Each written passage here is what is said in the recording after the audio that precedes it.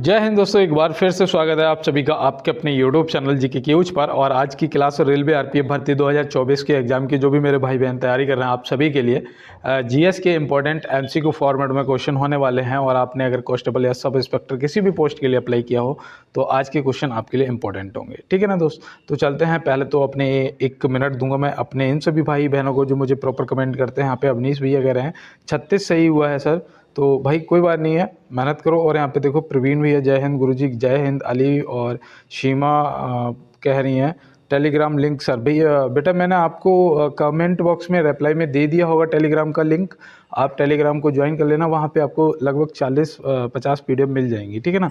और यहाँ पे शिवानी कह रही है नाइस, बढ़िया भैया, तो बहुत अच्छे बेटा। और यहाँ पे देखो थैंक्स सर। राजकुमार कह रहे हैं, दिलीप हैं, सागर कुमार हैं और सौरभ हैं यहाँ पे। ये कौन, सुभाष यादव, जय माता दी भाई, जय माता दी, जय माता दी। और शबीना कह रही है मैंने आपको इंस्टाग्राम पर फॉलो किया है सर, तो बेटा बहुत बहुत धन्यवाद। और यहाँ पे देखो हर्ष भैया हैं, सचिन हैं, अजरुद्दीन हैं, सूरज भैया हैं, निशा कुमारी हैं, शिया हर्षवर्धी क्या हैं ये, शिया सरन थिया भैया, बहुत लंबा नाम है, मुझे नहीं आ रहा है पढ़ने में। अवनीश भैया हैं, संतोष हैं, हिमांशु हैं। हिमांशु कह रहे हैं सर मुझे आपका पढ़ाने का तरीका बढ़िया लगा, मैंने इसीलिए चैनल सब्सक्राइब कर लिया। ठीक है हिमांशु भैया, बहुत अच्छी बात है, जब आपका सिलेक्शन हो जाएगा पार्टी मैं दूंगा। और यहाँ पे देखो कुमारी पूनम हैं और सुभाष भैया हैं, गिरिराज हैं, अनुज फौजी भैया हैं। और यहाँ पे हमारे शिवानी बिट्टो, ठीक है ना, ये भी कमेंट कर रहे हैं, राकेश भैया। तो सभी को यहाँ पे सभी के कमेंट पढ़ लिए हैं मैंने। और चलते हैं दोस्त अपने अगले प्रश्न की तरफ और देखते हैं आज हमारे लिए क्या होने वाले हैं। कुछ खास क्वेश्चन 50 प्रश्न यहाँ पे हैं और सभी प्रश्नों को आराम से समझेंगे, क्योंकि मेरा थोड़ा सा गला जो है, मैंने ज़्यादा ठंडा पानी पी लिया, ख़राब हो गया है। ठीक है ना, तो मैं बिल्कुल ज़्यादा तेज़ नहीं बोलूँगा और जल्दी नहीं बोलूँगा। यहाँ पे देखो दिया गया है 21 मई 2024 को फीफा का कौन सा स्थापना दिवस मनाया गया है। तो 21 मई 2024 को फीफा का कौन सा स्थापना दिवस मनाया गया है, तो आप यहाँ पे क्या बताएंगे। तो याद रखना भैया, यहाँ पे सही जवाब आपका ऑप्शन ए हो जाएगा, 120वां। ठीक है, क्योंकि जो फीफा की स्थापना हुई थी वो हुई थी 1904 में। तो ये भी आप ध्यान रखेंगे दोस्त। और चलते हैं अपने अगले प्रश्न की तरफ।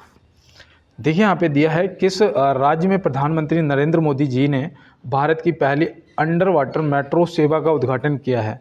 तो यहाँ पे आप बताइएगा। देखो ये प्रश्न आपके लिए रेलवे का पेपर है ना, इम्पोर्टेंट बनेगा कि किस राज्य में प्रधानमंत्री नरेंद्र मोदी जी ने भारत की पहली अंडर वाटर मेट्रो सेवा का उद्घाटन किया है। तो यहाँ पे आप क्या बताएंगे। तो यहाँ पे याद रखना भैया, आपका सही जवाब जो है वो इनमें से कोलकाता हो जाएगा। ऑप्शन बी जो है यहाँ पे क्या आपका सही जवाब हो जाएगा। ठीक है ना। और याद रखना ज़मीन के लगभग 33 मीटर नीचे, ठीक है ना, 33 मीटर नीचे इसका उद्घाटन किया गया। तो ऐसे ही ध्यान रखेंगे। और चलते हैं अपने अगले प्रश्न की तरफ। देखो यहाँ पे दिया है, भारत की पहली गोरिल्ला ग्लास विनिर्माण सुविधा कहाँ स्थापित होगी। तो भारत की पहली गोरिल्ला ग्लास विनिर्माण सुविधा कहाँ स्थापित होगी। तो ये भी देखो आपके लिए मुझे लगता है कि इम्पॉर्टेंट है ना, आपको पता होना चाहिए कि ये तेलंगाना में होगा। ऑप्शन सी यहाँ पे क्या हो जाएगा आपका दोस्त, बिल्कुल राइट जवाब हो जाएगा। और चलते हैं इसके साथ में अपने अगले प्रश्न की तरफ। देखो यहाँ पे दिया गया है, निम्नलिखित में से किस तत्व की परिवर्तित संयोजकता होती है। तो यहाँ पे परिवर्तित संयोजकता पूछा है, किस तत्व का होता है। तो आयरन, निकल, एल्यूमिनियम या इनमें से कोई नहीं। तो यहाँ पे आप क्या बताएंगे। यहाँ पे आपका सही जवाब हो जाएगा Fe मतलब कि आयरन। ठीक है ना, Fe मतलब आयरन हो जाएगा आपका यहाँ पे सही जवाब। तो इसको भी आप ध्यान में रखेंगे। और चलते हैं दोस्त इसके साथ अपने अगले प्रश्न पे। देखो यहाँ पे दिया है, कैल्शियम कार्बोनेट जल और कार्बन डाइऑक्साइड की अभिक्रिया का उत्पादन क्या है। तो भैया यहाँ पे कैल्शियम कार्बोनेट और जल और कार्बन डाइऑक्साइड की अभिक्रिया का उत्पादन जो है वो क्या होगा। तो यहाँ पे आप क्या बताएंगे। यहाँ पे याद रखना भैया, calcium hydrogen carbonate. Option C यहाँ ऑप्शन बी जो यहाँ पे दिया है वो आपका क्या हो जाएगा, बिल्कुल राइट जवाब हो जाएगा। ठीक है ना दोस्त। तो चलते हैं अपने अगले प्रश्न की तरफ। देखो यहाँ पे दिया गया है, गैर नृत्य राजस्थान के खालिस्तान समुदाय द्वारा किया जाता है। तो गैर नृत्य जो है वो राजस्थान के किस समुदाय द्वारा किया जाता है, भील, गोंड या संथाली या इनमें से कोई नहीं। तो यहाँ पे याद रखना भैया, यहाँ पे सही जवाब आपका हो जाएगा भील। किस जनजाति द्वारा किया जाता है, भील जनजाति द्वारा किया जाता है। अगर देखो एक मैं आपको और बताऊं, देखो राजस्थान से एक और याद रखना जो हो सकता है आपसे पूछ लिया जाए वो होता है चक्री नृत्य। कौन सा होता है? चक्री नृत्य, ठीक है ना। तो ये भी आप ध्यान रखेंगे। चक्री नृत्य जो है ये भी राजस्थान से संबंधित है और वहाँ की जो वो कंजर जनजाति होती है, कौन सी? कंजर जनजाति। तो कंजर जनजाति द्वारा किया जाता है, तो इसको भी आप क्या करेंगे? ध्यान में रखेंगे, ठीक है ना। अगर मैं आपसे, देखो उस दिन मैंने आपको बताया था वो सत्रिया नृत्य है ना, सत्रिया नृत्य। तो सत्रिया नृत्य जो है वो बताओ, सत्रिया नृत्य जो बताया था वो मैंने किस राज्य से बताया था? तो आप याद रखना, अभी मैंने 2 दिन पहले ही आपको बताया था, असम है ना, असम बताया था ना। तो ये आप ध्यान रखेंगे दोस्त। और चलते हैं इसके साथ में अपने अगले प्रश्न पे। कल मैंने देखा कि 240 पिक्सल पे जो क्लास थी वो सही से दिख नहीं रही थी, है ना। बिल्कुल ये सब ऐसा मतलब साफ नहीं दिख रहा था। लेकिन दोस्त ये कल हो गया था मुझसे, ये मेरी गलती से हुआ था। और आज क्लास आपको बिल्कुल 240 पिक्सल पे सही सलामत दिखेगी, ठीक है ना दोस्त। तो बिल्कुल आप बने रहिएगा साथ में। और मैंने एक चीज़ यहाँ पे और की, ये ऊपर जो क्वेश्चन कट जाते थे जब आप फुल डिस्प्ले को करते थे तो क्या होता था, ऊपर जो क्वेश्चन ये दे रखे थे यहाँ पे, ये यहाँ पे क्वेश्चन कट जाता था, है ना। तो ये भी मैंने कल चीज़ को नोट किया और इसके लिए भी मैंने आज कुछ अलग किया है। आप बताएंगे मुझे कल कि क्या सही हुआ है या नहीं, ठीक है ना दोस्त। तो यहाँ पे दिया है कि विजयदशमी पश्चिम बंगाल में किस प्रमुख त्योहार के समापन के रूप में मनाई जाती है? तो जो विजयदशमी है वो पश्चिम बंगाल में किस प्रमुख त्यौहार के समापन के रूप में मनाई जाती है? देखो ये आपको ध्यान रखना है दोस्त, क्योंकि अभी यहाँ पे जो विजयदशमी है ना, तो ये आपको ध्यान रखना है। यहाँ पे सही जवाब आपका दुर्गा पूजा हो जाएगा, ठीक है ना। तो दुर्गा पूजा के समापन में मनाई जाती है। तो चलते हैं दोस्त अपने अगले प्रश्न की तरफ और देखते हैं हमारा अगला प्रश्न क्या है। देखो यहाँ पे दिया है, किस राज्य सरकार ने विधवा पुनर्विवाह प्रोत्साहन योजना की शुरुआत की है? तो किस राज्य सरकार ने विधवा पुनर्विवाह प्रोत्साहन योजना की शुरुआत की है? तो आप यहाँ पे क्या बताएंगे? तो यहाँ पे आपका जो राइट आंसर है वो हो जाएगा झारखंड, है ना। यहाँ पे आपका सही जवाब जो है वो ऑप्शन सी हो जाएगा, झारखंड। तो चलते हैं दोस्त इसके साथ में अपने अगले प्रश्न की तरफ और देखते हैं हमारा अगला प्रश्न क्या है। देखो यहाँ पे दिया है, निम्न में से गृह लक्ष्मी योजना किस राज्य से संबंधित है? निम्न में से गृह लक्ष्मी योजना जो है वो किस राज्य से संबंधित है? तो आप यहाँ पे क्या बताएंगे? यहाँ पे आपका सही जवाब जो है वो हो जाएगा कर्नाटक। ऑप्शन सी यहाँ पे क्या हो जाएगा? ऑप्शन सी जो कर्नाटक है आपका सही जवाब हो जाएगा। उत्तर प्रदेश से आप वो याद रखना, वो क्या बताया था, मातृभूमि योजना, है ना। मातृभूमि योजना जो है वो आपको याद रखनी है। कहाँ से? उत्तर प्रदेश से। और गुजरात से आपको याद रखना है, गुजरात से गो ग्रीन योजना। कौन सी? गो ग्रीन योजना, ठीक है ना।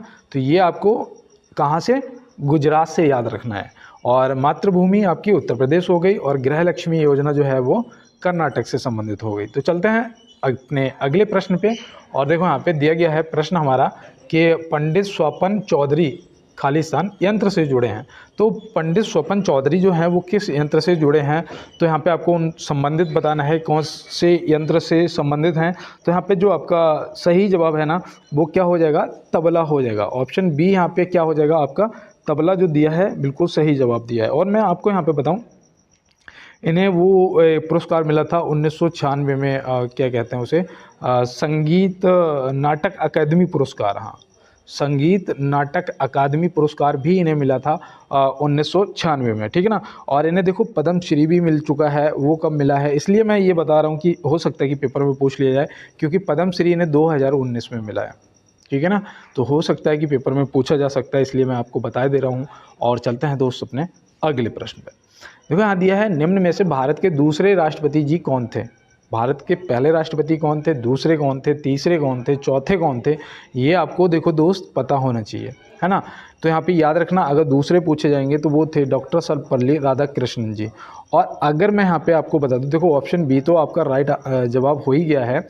अगर पहले राष्ट्रपति पूछेंगे तो पहले राष्ट्रपति डॉक्टर राजेंद्र प्रसाद जी हैं। मैंने कई बार नोट करा है, जैसे मेरे गली के बच्चे हैं, बड़े बड़े भी हैं जो इंटर कर चुके हैं, कभी उनसे अगर चीफ मिनिस्टर, प्राइम मिनिस्टर और से अगर फ़र्क पूछ दो तो वो बता नहीं पाते हैं, है ना। दूसरा, उनसे अगर ये राष्ट्रपति जी के बारे में पूछ दो, उनके नाम पूछ दो तो उन्हें नहीं पता होता है। तो ये चीज़ें गलत है, ठीक है ना। और यहाँ पे देखो तीसरे जो थे वो थे डॉक्टर जाकिर हुसैन जी। तो इनको भी आप ध्यान रखेंगे। और देखो यहाँ से इनसे ये भी याद रखना कि भारत के प्रथम मुस्लिम राष्ट्रपति अगर पूछा जाएगा तो भी आप बता देंगे, डॉक्टर जाकिर हुसैन जी हो जाएंगे, ठीक है ना। प्रथम मुस्लिम राष्ट्रपति, और वैसे ये भारत के तीसरे राष्ट्रपति थे। तो ये भी आप ध्यान रखेंगे। और चलते हैं इसके साथ में अपने अगले प्रश्न पे। देखो यहाँ दिया है सबसे पुराना भाप इंजन फेरी क्वीन का निर्माण कब हुआ था। तो सबसे पुराना भाप इंजन जो है फेरी क्वीन, उसका निर्माण कब हुआ था। तो ये भी देखो आपका रेलवे से संबंधित है। सबसे पुराना इंजन भी आपको यहाँ पे पता चल गया, फेरी क्वीन है।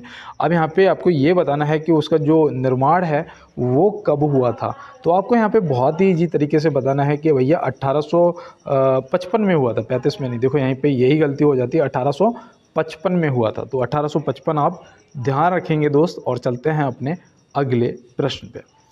देखो यहाँ पे प्रश्न दिया गया है कि जॉन जे हाफील्ड और जेफरी ई हिंटन को किस क्षेत्र में वर्ष 2024 का नोबेल पुरस्कार मिला है। तो जॉन जे हाफील्ड और जेफरी ई हिंटन को किस क्षेत्र में 2024 का नोबेल पुरस्कार मिला। उस दिन मैंने ये भी बताया था कि ये अमेरिका से, ये कौन से देश से बताया, ब्रिटेन से बताया था ना। तो बिल्कुल मुझे कमेंट बॉक्स में बताना जो ये जेफरी ई हिंटन है ये किस देश से है, ठीक है ना, ये किस देश से हैं। इन्हें जो नोबेल मिला है 2024 का, वो याद रखना भौतिकी के क्षेत्र में मिला है, ठीक है ना। किसके क्षेत्र में, भौतिकी के क्षेत्र में मिला है। तो ये आप ध्यान रखेंगे और आप बताएंगे कि जेफरी ई हिंटन जो है वो किस देश से हैं। तो चलते हैं दोस्त अपने अगले प्रश्न की तरफ और देखते हैं हमारा अगला क्या है।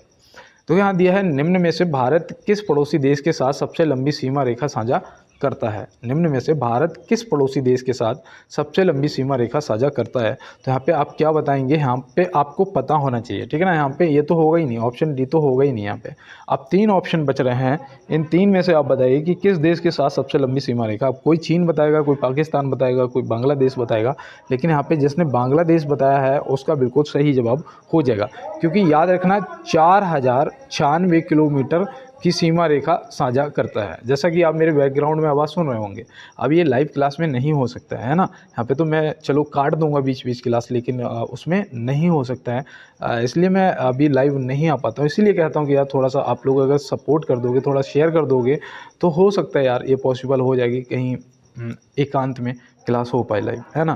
तो आप लोग यार सपोर्ट करोगे तभी ये संभव है। और देखो पाकिस्तान जो है वो भी याद रखना, यहाँ पे ये तो हो गया 4096 किलोमीटर बांग्लादेश, और एक भारत का राज्य है त्रिपुरा, ठीक है ना। त्रिपुरा याद रखना ये बांग्लादेश से 3 तरफ से घिरा हुआ है, ठीक है ना। ये भी आपको ध्यान रखना है। पाकिस्तान याद रखना 3323 किलोमीटर, 3323 किलोमीटर की सीमा रेखा साझा करता है भारत के साथ में। और जो चीन है वो याद रखना 3488 किलोमीटर की सीमा रेखा साझा करता है किसके साथ में, भारत के साथ में। तो यहाँ पे जितना भी मैंने आपको बताया आप स्क्रीनशॉट ले लो इसका, और आपको अगर लगे, उचित लगे, तो दोस्त ज़रूर क्लास को शेयर करना एक बार। और देखो यहाँ पे दिया है कि विश्व की सबसे बड़ी रेल सुरंग किस देश में है। विश्व की सबसे बड़ी रेल सुरंग जो है वो किस देश में है। मैंने आपको ये बताया था कि सबसे लंबा जो रेल का वो है पटरी है वो किस देश में है, ये मैंने आपको पहले बताया था लगभग कल की क्लास में, है ना। और यहाँ पे मैं आपको आज बताऊँ, आज मैं आपको यहाँ पे बताने वाला हूँ कि सबसे बड़ी जो सुरंग है वो किस देश में है। तो यहाँ पे जो सही जवाब है वो आपका हो जाएगा स्विट्ज़रलैंड, ऑप्शन बी। क्या हो जाएगा, स्विट्ज़रलैंड जो है वो ऑप्शन बी यहाँ पे हो जाएगा आपका बिल्कुल सही जवाब, ठीक है ना। अब मैं आपको ये बताऊँगा कि इसकी जो लंबाई है वो है 57 किलोमीटर, ठीक है ना। कितनी है, 57 किलोमीटर है। ये कब बनी थी, तो ये भी याद रखना 2016 में बनी थी। कब बनी थी दोस्त, 2016 में बनी थी। तो ये भी आप ध्यान रखेंगे, ठीक है ना। स्क्रीनशॉट ले लो और चलते हैं दोस्त अपने अगले प्रश्न पे। तो यहाँ पे दोस्त जो हमारा अगला प्रश्न है वो पूछा जा रहा है कि अंतर्राष्ट्रीय हॉकी मैच की समय अवधि कितनी होती है, ठीक है ना। अंतर्राष्ट्रीय हॉकी मैच की पूछी गई है, तो आपको हॉकी मैच की जो समय अवधि है वो पता होना चाहिए, है ना। तो यहाँ पे आप क्या बताएंगे, याद रखना ये अब जो है वो 60 मिनट की है। कितनी, 60 मिनट, ठीक है ना। ऑप्शन ए जो है सही हो जाएगा।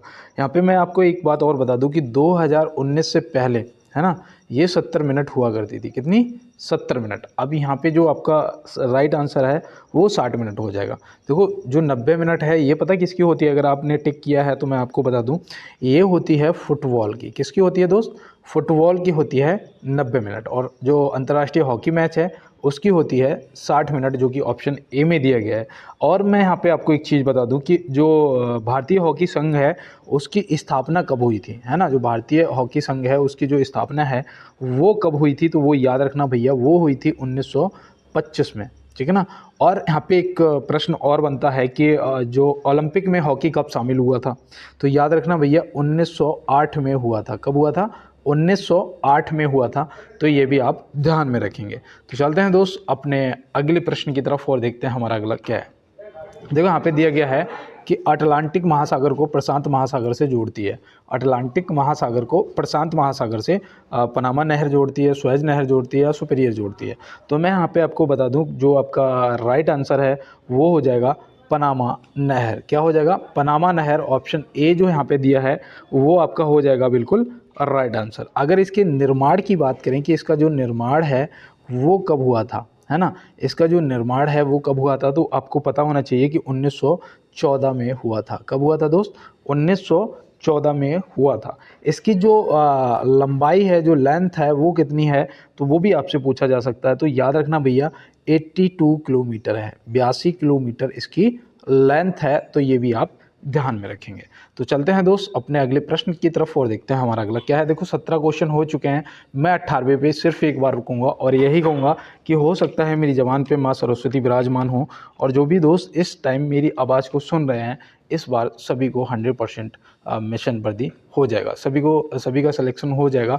आप चिंता ना करें, बस मेहनत करें, ठीक है ना। अपने कर्म पे ध्यान दें, आपका सिलेक्शन इस बार 100% हो जाएगा। और आप भी अपने भाई को थोड़ा सा यार सपोर्ट कर दो। जो भी नए दोस्त मेरे साथ जुड़े हैं लाइक वाला बटन जरूर दबाएंगे, और बाद बाकी हमारे जितने पुराने दोस्त हैं वो तो सब परमानेंट लाइक करते हैं, ठीक है ना। और थोड़ा शेयर कर लेना अगर नए मेरे साथ जुड़े हो, और बेल आइकन को भी दबा लेना। और अगर हो सके तो यार इतनी सी हेल्प करना कि क्लास को थोड़ा सा दोस्तों के साथ में अपने किसी ग्रुप में ज़्यादा से ज़्यादा यार शेयर कर देना, ठीक है ना। और देखो प्रश्न पे चलते हैं, और उससे पहले देखो जो एक चेतन भैया हैं उनका ज़्यादातर यही मुझसे सवाल रहता है कि भैया कोई लाइन सुनाया करो यार। तो हम आपको एक लाइन सुनाते हैं कि कहते हैं ना कि वाकिफ़ कहाँ ज़माना हमारी उड़ान से, वाकिफ़ कहाँ ज़माना हमारी उड़ान से, वे और थे जो हार गए आसमान से, है ना। वो और थे जो हार गए आसमान से। तो बिल्कुल दोस्त हम बिल्कुल भी हार नहीं मानेंगे, और हम सब मिलके अपना बढ़िया तरीके से तैयारी करेंगे और अपनी सफलता को हासिल करेंगे, अपने गोल तक पहुंचेंगे। और देखो यहाँ दिया है वेग परिवर्तन की दर को क्या कहा जाता है। वेग परिवर्तन की दर को क्या कहा जाता है, तो आप यहाँ पे क्या बताएंगे। यहाँ पे जो आपका राइट आंसर है वो क्या होगा, फटाफट कमेंट बॉक्स में बताइएगा। तो उम्मीद करता हूँ आपने तुरंत ही बताया होगा, जो कि ऑप्शन बी में दिया गया है। तो चलते हैं नॉन स्टॉप अपनी क्लास की तरफ। और यहाँ पे देखो अगला प्रश्न है हमारा कि ISSF जूनियर विश्व कप 2025 की मेज़बानी कौन सा देश करेगा। तो भैया ISSF जूनियर विश्व कप 2025 की जो मेज़बानी है वो यहाँ पे कौन सा देश करने वाला है ये आपको बताना है। तो याद रखना भैया ये करेगा भारत। कौन करेगा? हमारा अपना प्यारा भारत करेगा। तो ऑप्शन ए यहाँ पे सही जवाब हो जाएगा। और ये आपको पता है ये किसका मैच होगा, बताओ। अब कोई सोच रहा होगा कि भैया हॉकी होगी, कोई कहेगा बैडमिंटन होगा। बिल्कुल भैया यहाँ पे आपका निशानेबाजी हो जाएगा, ठीक है ना। तो ये भी आपको ध्यान में रखना है। और चलते हैं अपने अगले प्रश्न पर। देखो यहाँ पे दिया है निम्न में से स्टार्टअप स्कूल इंडिया जारीकर्ता कौन है, ठीक है ना। तो जारीकर्ता कौन है, तो भैया यहाँ पे जो स्टार्टअप स्कूल इंडिया है वो जारीकर्ता यहाँ पे कौन होने वाला है, तो बिल्कुल यहाँ पे आपका राइट जवाब हो जाएगा गूगल। कौन हो जाएगा? गूगल। ऑप्शन सी जो दे रखा है यहाँ पे बिल्कुल राइट आंसर हो जाएगा आपके प्रश्न का। और चलते हैं अपने अगले प्रश्न पे। देखो यहाँ पे दिया है जलवायु परिवर्तन मिशन शुरू करने वाला भारत का पहला राज्य कौन बना है। जलवायु परिवर्तन मिशन शुरू करने वाला भारत का पहला राज्य जो है वो कौन सा बना है। तो यहाँ पे आप क्या बताएंगे। यहाँ पे आपका जो है देखो ये आप क्वेश्चन को नोट करो, ये आपकी करंट के क्वेश्चन है। और यहाँ पे सही जवाब आपका तमिलनाडु हो जाएगा। ऑप्शन सी बिल्कुल राइट आंसर आपका हो जाएगा। तो चलते हैं दोस्त इसके साथ अपने अगले प्रश्न पे। देखो यहाँ पे दिया है किस IIT के द्वारा अखिल भारतीय अनुसंधान विद्वान शिखर सम्मेलन 2024 का आयोजन हुआ है। तो यहाँ पे वो IIT बताना है जिसने अखिल भारतीय अनुसंधान विद्वान शिखर सम्मेलन 2024 का आयोजन किया है। तो कौन सा होगा भैया यहाँ पे आपका राइट जवाब। मैं उम्मीद करता हूँ आपने अपना ऑप्शन टाइप कर दिया होगा, और मैं यहाँ पे आपको बताने वाला हूँ ऑप्शन ए IIT मद्रास यहाँ पे बिल्कुल सही जवाब आपका हो जाएगा। और चलते हैं इसके साथ में अपने अगले प्रश्न पे। तो यहाँ दिया है मैराथन दौड़ कितने किलोमीटर की होती है। मैराथन दौड़ जो है वो कितने किलोमीटर की होती है। अब यहाँ पे मैं चाहता हूँ कि इसका आप लोग ज़रूर जवाब करें। मैं थोड़ा सा आपको समय दे देता हूँ, सोच लो। यहाँ पे 42 किलोमीटर अगर टिक कर रहे हो तो अब मैं आपको बता दूँ ये तो आपका जवाब गलत है, ठीक है ना। अब आप बताओ, आपके पास 3 ऑप्शन बच रहे हैं कि 3 में से आपका जो है वो सही जवाब क्या होगा। तो ऑप्शन बी यहाँ पे 42.195 किलोमीटर आपका सही जवाब हो जाएगा, ठीक है ना। 42 किलोमीटर से ये इतना 195 मीटर ज़्यादा होता है, ठीक है ना। तो ये आप ध्यान में रखेंगे, ठीक है ना दोस्त। और चलते हैं अपने अगले प्रश्न पे। देखो यहाँ पे दिया है साल 2024 का साहित्य का नोबेल पुरस्कार हान कांग को प्रदान किया गया, वह किस देश की हैं। तो भैया ये किस देश की हैं, यहाँ पे आप बताइएगा। देखो ये जितने नोबेल पुरस्कार हैं ये आप ध्यान रखना, इनकी शुरुआत 1901 में हुई थी अल्फ्रेड नोबेल के नाम पे, है ना। तो ये आप याद रखना। हमारे पहले रविन्द्रनाथ टैगोर जी को कब मिला था, 1913 में गीतांजलि के लिए मिला था, है ना, गीतांजलि के लिए मिला था। और 1979 में उन्हें मिला था, किसे, मदर टेरेसा को मिला था शांति के लिए, है ना। ये आप ध्यान में रखेंगे। अब यहाँ पे जो प्रश्न का जवाब है वो आपका क्या होगा वो आप फटाफट कमेंट बॉक्स में बता दीजिएगा। तो यहाँ पे सही जवाब आपका दक्षिण कोरिया हो जाएगा, ऑप्शन बी बिल्कुल राइट आंसर। और चलते हैं इसके साथ में अपने अगले प्रश्न पे। देखिए यहाँ पे दिया है निम्न में से दक्षिण तटीय रेलवे का मुख्यालय कहाँ स्थित है। निम्न में से दक्षिण तटीय रेलवे का जो मुख्यालय है वो कहाँ पर स्थित है।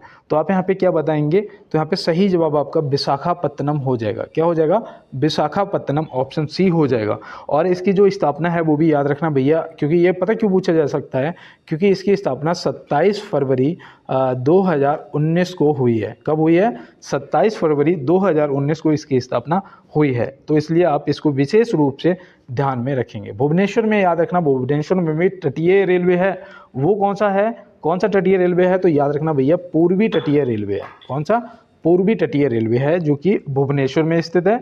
और इसकी स्थापना भी आपको याद रखना भैया 1 अप्रैल 2003 में हुई है। कब हुई है, 1 अप्रैल 2003 को इसकी स्थापना हुई है। और देखो जो पूर्व रेलवे है वो कोलकाता है आपका, ठीक है ना। जो आपका पूर्व रेलवे है वो आपका क्या हो जाएगा, कोलकाता हो जाएगा। तो ये पूर्वी रेलवे भी आपको याद रखना है। और यहाँ पे सही जवाब आप ऑप्शन सी विशाखापत्तनम होगा। और चलते हैं अपने अगले प्रश्न पे। देखो यहाँ दिया है निम्न में से बेलिंगटन ट्रॉफी किस खेल से संबंधित है। यहाँ पे एक चीज़ याद रखना, यहाँ पे अगर बेलिंगटन ट्रॉफी पूछा जाए तो आपको इस प्रश्न का जो भी आंसर है वो करना है क्या, नौकायन, ठीक है, नौका दौड़, नौका दौड़ जो नौकाएं दौड़ाई जाती हैं ना, वो याद रखना। और देखो अगर आपसे पूछा जाए कि बेलिंगटन कप किससे संबंधित है, तो यहाँ पे आपका आंसर अलग हो जाएगा, ठीक है ना। ट्रॉफी पूछेगा तो नौकायान बताना है, अगर आपसे कप पूछेगा तो घोड़ा दौड़ बताना है। क्या बताना है, घोड़दौड़, ठीक है ना। घोड़ा दौड़ जो होती है, घोड़े दौड़ाए जाते हैं, वो याद रखना, वो होगा बेलिंगटन कप। तो यहाँ पे ये भी आपको ध्यान में रखना है। और चलते हैं इसके साथ में अपने अगले प्रश्न पे। तो यहाँ पे देखो हमारा जो अगला प्रश्न है वो पूछा गया है संविधान सभा के संवैधानिक सलाहकार कौन थे। संविधान सभा के संवैधानिक सलाहकार कौन थे, तो यहाँ पे आप क्या बताएंगे। प्रारूप समिति के अध्यक्ष कौन थे वो भी आप बताइएगा। और यहाँ पे जो आपका राइट आंसर है वो हो जाएगा BN राव जी। कौन हो जाएंगे, BN Rao ji, option C यहाँ पे आपका बिल्कुल सही जवाब दोस्त हो जाएगा। ये भी आपसे पूछा जा सकता है कि भैया ये कब बने थे, है ना, ये कब नियुक्त हुए थे, कब बने थे, तो याद रखना भैया यहाँ पे 11 दिसंबर 1946 को बने थे। कब, 11 दिसंबर 1946 को बने थे। तो ये भी आप ध्यान रखेंगे। तो चलते हैं दोस्त अपने अगले प्रश्न की तरफ और देखते हैं हमारा अगला क्या है। दूध का रंग किस कारण सफ़ेद होता है। दूध का जो रंग है वो किस कारण सफ़ेद होता है। तो यहाँ पे मैं उम्मीद करता हूँ मेरे बहुत से दोस्त ऑप्शन ए को तुरंत टिक कर देंगे, है ना, और कर भी दिया होगा, जो कि गलत आंसर है, जो कि गलत आंसर है। अब आप बताइएगा यहाँ पे क्या होगा आपका बिल्कुल सही जवाब।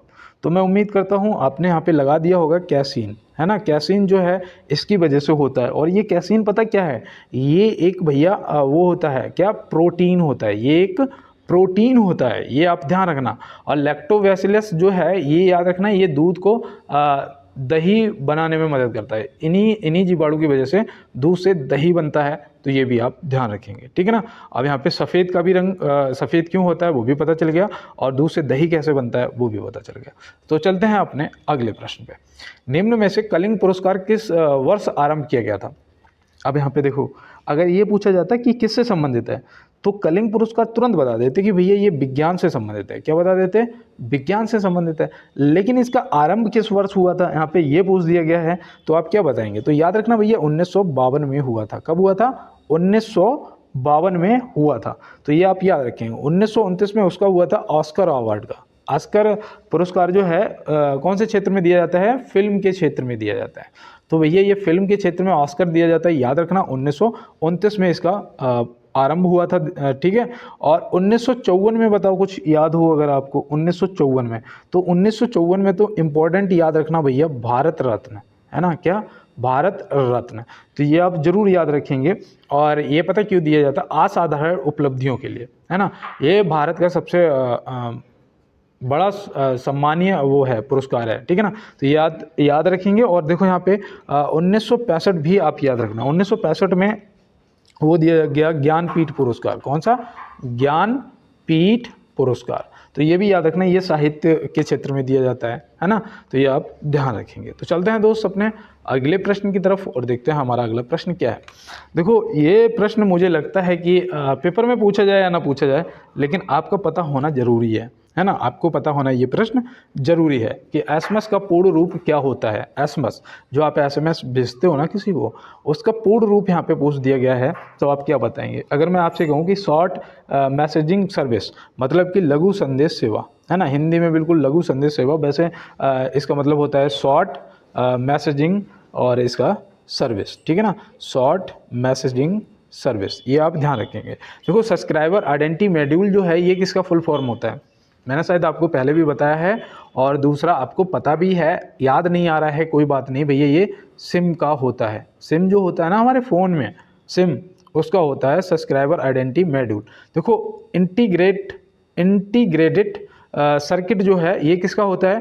कहीं आपने सुना है ना कि आईसी फूक गई, आईसी लगनी है, तो जो आईसी होती है ना, उसका फुल फॉर्म होता है इंटीग्रेटेड सर्किट, ठीक है ना। तो ये भी आप याद रखेंगे, सिम का भी याद रखेंगे, एसएमएस का भी आप याद रखेंगे। तो चलते हैं दोस्त अपने अगले प्रश्न पे। देखो यहाँ दिया है उत्तर प्रदेश में राज्यसभा सदस्यों की संख्या कितनी है। उत्तर प्रदेश में राज्यसभा सदस्यों, देखो ये जरूर करना, ये भैया छोड़ना नहीं है। अब किसी भी एग्जाम की तैयारी कर रहे हो, और देखो मैं आपको बता दूं, कहते हैं ना कि हर मील के पत्थर पर लिख दो ये इबारत, हर मील के पत्थर पर लिख दो ये इबारत, मंजिल नहीं मिलती नाकाम इरादों से। तो बिल्कुल भैया अपने जो इरादे हैं ना, वो बिल्कुल मजबूत बना के रखो कि भैया मुझे मंजिल 110% चाहिए ही चाहिए। कहते हैं ना कि सोचने से कहाँ मिलते तमन्नाओं के शहर, चलना भी ज़रूरी है मंजिल को पाने के लिए। तो बिल्कुल भैया मंजिल को पाने के लिए चलना पड़ेगा, तमन्नाओं से कुछ नहीं होता है। और यहाँ पे देखो प्रश्न भी हमारा दिया गया है कि उत्तर प्रदेश में राज्यसभा सदस्यों की संख्या जो है, वो सीटों की संख्या, सदस्यों की संख्या वो कितनी है। तो आप यहाँ पे क्या बताएंगे? याद रखना भैया 31 है। कितनी है? सबसे ज़्यादा 31 है, ठीक है ना।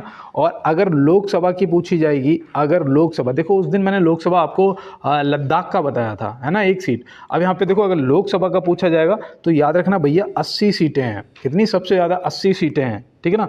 यहाँ पे 11 जो हैं, ये याद रखना, ये गुजरात में है। ये गुजरात में राज्यसभा सदस्यों की संख्या है, ठीक है ना। अगर यहाँ पे लोकसभा की बात करें तो लोकसभा सीट जो है वो कितनी है? 26 है। देखो मैं यहाँ पे बोलने वाला था, कितनी है? 26 है, ये आप याद रखना। अगर महाराष्ट्र की बात करें, महाराष्ट्र की, तो महाराष्ट्र में जो राज्यसभा सदस्यों की संख्या है वो है 19, ठीक है ना। कितनी है? 19। तो ये आप ध्यान रखेंगे। और देखो यहाँ पे जो लोकसभा की संख्या है वो कितनी है? 48 है ना। कितनी है? 48 है। और देखो केरल की भी याद रखना, केरल में कितनी है? और उसकी राज्यसभा सदस्यों की संख्या 9 है। और लोकसभा सदस्यों की संख्या क्या है वो आप कमेंट बॉक्स में बताएंगे। अगर कोई दोस्त मेरे साथ केरल से जुड़ता है तो मुझे कमेंट बॉक्स में जरूर बताएगा, ठीक है ना। और अगर किसी दोस्त को पता है तो जरूर बताएंगे। और यहाँ पे देखो दिया है कि 38वें राष्ट्रीय खेलों का आयोजन किस राज्य में किया जाएगा। 38वें राष्ट्रीय खेलों का जो आयोजन है वो किस राज्य में किया जाएगा? उत्तर प्रदेश, मध्य प्रदेश, उत्तराखंड, या इनमें से कोई नहीं। तो यहाँ पे आप क्या बताएंगे? भैया उत्तराखंड हो जाएगा। क्या हो जाएगा? उत्तराखंड। ऑप्शन ए, सॉरी यहाँ पे देखो रोज ये दिक्कत होती है, ऑप्शन ए नहीं, मैं कल इसे ध्यान से सही करूँगा। ऑप्शन सी जो दे रखा है उत्तराखंड, बिल्कुल सही जवाब हो जाएगा। और चलते हैं दोस्त अपने अगले प्रश्न की तरफ। देखो दिया है निम्न में से अंतर्राष्ट्रीय सहकारिता दिवस कब मनाया जाता है। अंतर्राष्ट्रीय सहकारिता दिवस, देखो इसके मैं आपको बता दूं, एक डेट फिक्स नहीं होती है। हालांकि मैंने जहाँ पढ़ा था वहाँ डेट फिक्स थी, लेकिन जब इस क्वेश्चन को मैंने गूगल किया, देखो एक चीज़ मैं बताऊँ आपको, एक ऐसा तरीका बताता हूँ कि अगर आपको यहाँ पे भी ना मिल पाए ना सही आंसर, आपको लगता है कि जैसे कि 2 आंसर दिखा रहा है, 3 दिखा रहा है गूगल पे किसी क्वेश्चन का, तो आप जाना व्हाट्सअप पे। व्हाट्सअप पे आप देखना जहाँ पे नई चैटिंग के लिए ऐसे प्लस का आइकन होता है नीचे, वहाँ पे एक नया ऑप्शन आता है ऐसा गोल गोल, ठीक है ना, उस पर आप क्लिक करना, बिल्कुल चैट टाइप का खुलेगा, चैट में जाके जो क्वेश्चन हो उसे लिख देना, ठीक है ना, उसे लिख के जैसे आप सेंड करेंगे वो वैसे उधर से आपको रिप्लाई में बिल्कुल राइट आंसर मिल जाएगा, ठीक है ना। तो इस चीज़ को ध्यान रखना, जब मैंने इस क्वेश्चन को चेक किया तो मुझे यहाँ पे एक चीज़ पता लगी कि ये ना भैया, ये कब मनाया जाता है, तो ये मनाया जाता है जुलाई के पहले शनिवार को। कब मनाया जाता है? जुलाई के पहले शनिवार को मनाया जाता है, तो ये याद रखना, ठीक है ना दोस्त। और देखो यहाँ पे मैं आपको अगर पूछूं कि विश्व जनसंख्या दिवस मैंने उस दिन बताया था, तो वो 11 जुलाई को मनाया जाता है ना। कब मनाया जाता है? 11 जुलाई को। देखो यहाँ पे थोड़ा सा एरर हो रहा है, 1 मिनट, 11 जुलाई को मनाया जाता है। और देखो अंतर्राष्ट्रीय मलाला दिवस जो है वो 12 जुलाई को मनाया जाता है। कब मनाया जाता है? 12 जुलाई को मनाया जाता है, तो ये भी आप ध्यान में रखेंगे, अंतर्राष्ट्रीय मलाला दिवस। तो चलते हैं दोस्त अपने अगले प्रश्न पे। तो यहाँ दिया है चंद्रयान 3 मिशन को कितनी लागत से तैयार किया गया था? चंद्रयान 3 को कितनी लागत से तैयार किया गया था? आप बताओ यहाँ पे क्या होगा आपका सही जवाब। तो बिल्कुल यहाँ पे ऑप्शन बी, जिसने भी किया है 615 करोड़ लगभग आपका जो है यहाँ पे बिल्कुल राइट जवाब हो जाएगा। अगर मैं आपसे यहाँ पे, मैंने उस दिन आपको बताया था कि कब लॉन्च किया गया था, है ना, कब लॉन्च किया गया था, अगर आपको याद है तो आप फटाफट बताइएगा, अगर नहीं याद है तो नोट कर लो भैया, 14 जुलाई 2023, हाँ 2023, पिछले साल की तो बात है, 14 जुलाई 2023 को लॉन्च किया गया था, तो ये भी आप ध्यान में रखेंगे। तो चलते हैं अपने अगले प्रश्न की तरफ। देखो यहाँ पे दिया है एशियाई खेल 2023 में किस देश की महिला कबड्डी टीम ने स्वर्ण पदक जीता है? एशियाई खेल 2023 में किस देश की महिला कबड्डी टीम ने स्वर्ण पदक जीता है? तो भैया ये कौन सा देश हो सकता है? इतनी मजबूत महिलाएं तो भैया भारत की ही हो सकती हैं, है ना। तो ऑप्शन ए यहाँ पे क्या हो जाएगा? सही जवाब हो जाएगा, है ना। बिल्कुल दोस्त, और इसको नोट कर लो, इसका स्क्रीनशॉट ले लो, और चलते हैं अपने अगले प्रश्न की तरफ। देखो यहाँ पे प्रश्न दिया है, रेलवे में प्रथम कंप्यूटरीकृत यात्री आरक्षण व्यवस्था कब प्रारंभ हुई थी? तो रेलवे में प्रथम कंप्यूटरीकृत यात्री आरक्षण व्यवस्था कब प्रारंभ हुई थी? तो आप यहाँ पे क्या बताएंगे? तो यहाँ पे बिल्कुल आपका जो राइट आंसर है वो क्या हो जाएगा? तो याद रखना 1986 होगा यहाँ पे बिल्कुल सही जवाब। कब हुआ था?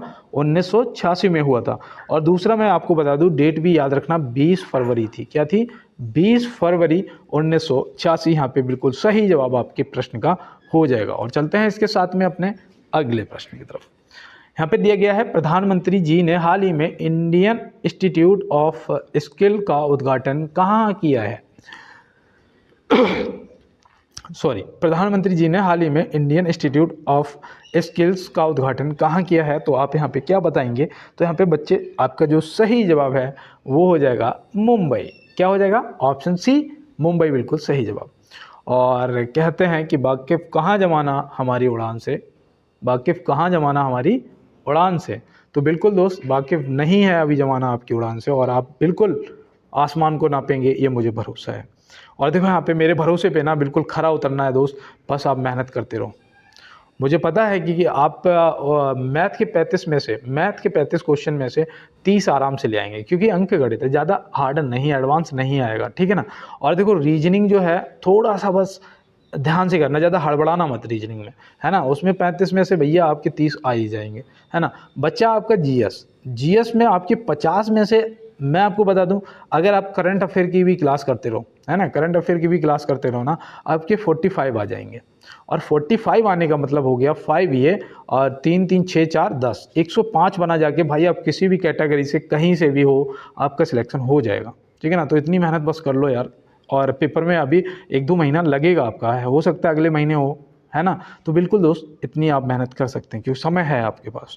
और देखो यहाँ दिया है, देश में नियमित जनगणना की शुरुआत किसके शासन में हुई थी?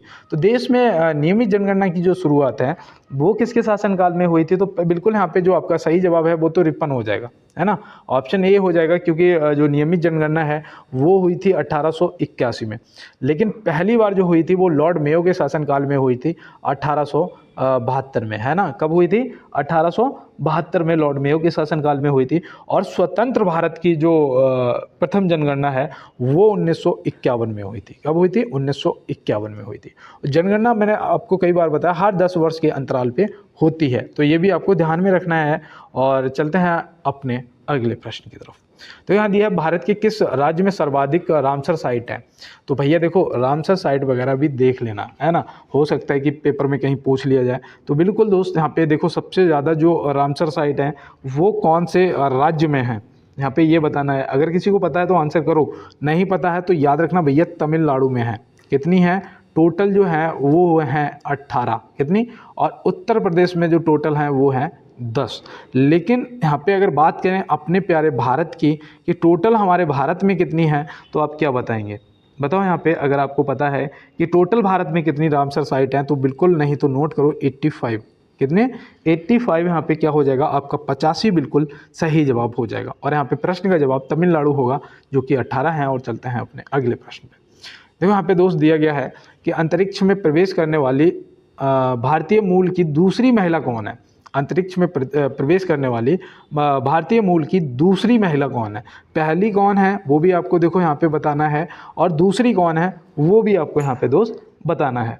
तो देखो अगर हम दूसरी की बात करेंगे तो याद रखना Sunita William ji, option A यहाँ पे हमारा हो जाएगा क्या? बिल्कुल राइट आंसर। ये कब गई? तो याद रखना पहली बार ये 2006 में गई थी, और फिर ये दूसरी बार भी गई कब? 2012 में। हाँ, 6 साल बाद गई थी, मतलब 2012 हो जाएगा, ठीक है। और देखो पहली जो थी वो कल्पना चावला थी। पहली जो थी वो कौन थी? कल्पना चावला जी। ये कब गई थी? तो याद रखना ये 1997 में गई थी। कब गई थी दोस्त? 1997 में गई थी। तो ये भी आपको यहाँ पे ध्यान रखना है। और चलते हैं दोस्त अपने अगले प्रश्न पे। देखो यहाँ दिया है नरसिंह मेहता खालिस्तान के प्रसिद्ध संत थे। तो नरसिंह मेहता वाज, यहाँ पे Narsinh Mehta was a famous saint of, क्या बताना है भैया किसके प्रसिद्ध संत थे? तो बिल्कुल दोस्त यहाँ पे जो आपका सही जवाब है वो क्या होगा? वो यहाँ पे हो जाएगा गुजरात के। किसके थे? गुजरात के प्रसिद्ध संत थे। तो ये भी आपको ध्यान में रखना है। और चलते हैं अपने अगले प्रश्न पे। देखो यहाँ पे दिया है भारत में चिश्ती सिलसिले को किसने स्थापित किया था? भारत में चिश्ती सिलसिले को किसने स्थापित किया था? तो आप यहाँ पे क्या बताएंगे? तो यहाँ पे याद रखना ख्वाजा मोइनुद्दीन चिश्ती या फिर शेख मोइनुद्दीन चिश्ती लिखा हुआ मिलेगा। तो ये आपको ध्यान रखना है, ऑप्शन सी, ठीक है ना। इनकी जो कब्रगाह है वो कहाँ है? तो वो शायद अजमेर में है ना। अजमेर में है ना। तो ये भी आप ध्यान रखेंगे, हो सकता है कि पूछ लिया जाए। और चलते हैं अपने अगले प्रश्न की तरफ। तो यहाँ दिया है बाबर ने पहली बार पश्चिम में कहाँ से होकर भारत में प्रवेश किया था? तो भैया देखो बाबर जो था वो मुगल वंश का संस्थापक था, है ना। मुगल वंश का संस्थापक कौन था? तो वो भैया अकरंता बाबर था, ठीक है ना। ऐसे आप ध्यान रखना, अकरंता बाबर था।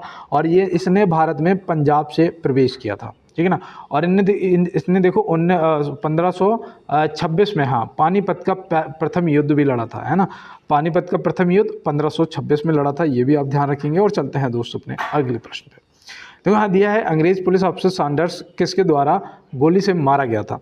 भैया जो अंग्रेज पुलिस अफसर था सैंडर्स, वो किसके द्वारा गोली से मारा गया था? तो आप यहाँ पे क्या बताएंगे? तो हमारे यहाँ पे अपने प्यारे भगत सिंह जी हो जाएंगे, ठीक है ना। और एक बार तुरंत जय हिंद टाइप करो भाई, क्योंकि ये हमारा कर्तव्य है। जय हिंद तुरंत टाइप करो एक बार।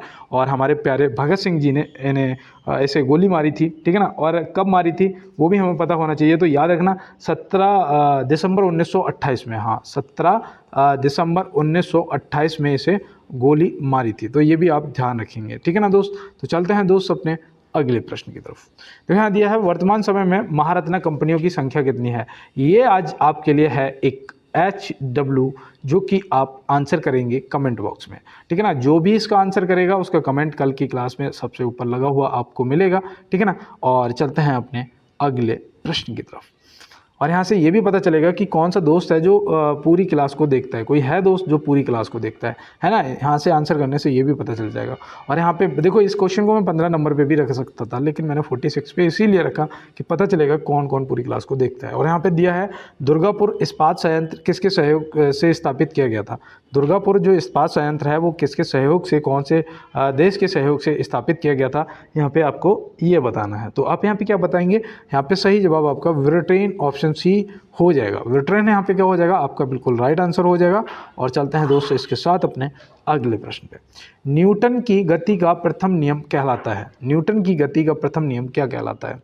तो देखो, ये यहाँ से भी मैंने आपको कई क्वेश्चन पहले बताए हैं, और मैं चाहता हूँ कि ऐसा कुछ भी नहीं छूटना चाहिए जो आपको ना पता हो, है ना। तो जड़त्व का नियम ऑप्शन ए यहाँ पे हो जाएगा आपका बिल्कुल सही जवाब। और चलते हैं इसके साथ में अपने अगले प्रश्न पे।